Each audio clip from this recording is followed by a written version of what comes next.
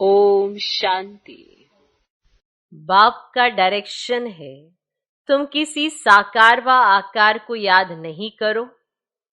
एक बाप की याद रहे तो विक्रम विनाश हो। इसमें कोई ये नहीं कह सकता कि फुर्सत नहीं।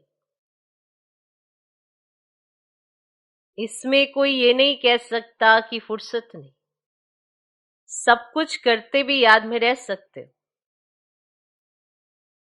कार्य कर रहे हो, बीच में ब्रेक देकर याद करो, फिर कार्य को बाबा के साथ रहकर याद करके फिर कार्य करो।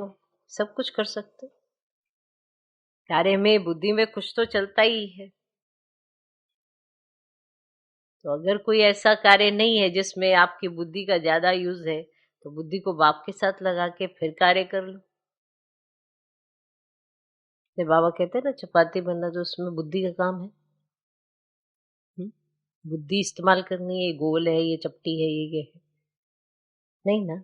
बहुत से ऐसे कार्य हैं जिसमें बुद्धि का कोई रोल नहीं होता, तो वो बुद्धि आपकी याद में रहे। कुछ तो उसमें चित्र बन ही रहा होता है, तो वो देखें कि कहाँ है। कुछ तो कर ही रही होती है। अभी भी हम सुन तो रहे हैं पर नहीं भी सुन रहे होते हैं कि कुछ और ही सोच रहे होते हैं। तो चित्र कहीं और बन रहा होता है, आत्मा वहां चली जाती है, बस शरीर बैठा है, पार्ट प्ले कर लिया कि क्लास में बैठे। अब स्टूडेंट को देखते हैं तो टीचर को ये तो पता पड़ जाता है कि इनकी अवस्था कैसी है। तो इसीलिए कोई भी कार्य कर रहे हो, बाप की याद में रह सकते हो। कोई ये नहीं कह सकता कि मेरे पास फुर्सत नहीं है।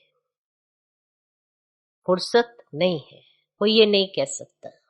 कोई भी नहीं कह सकता, क्योंकि ऐसा कोई भी कार्य नहीं होता जिसमें आपको फुर्सत ना मिलती हो। ठीक, सोच के देख लेना। सुबह से लेकर रात्रि तक ऐसे बहुत से कार्य हैं जिसमें फुर्सत ही फुर्सत है बुद्धि को। सोच के देखना।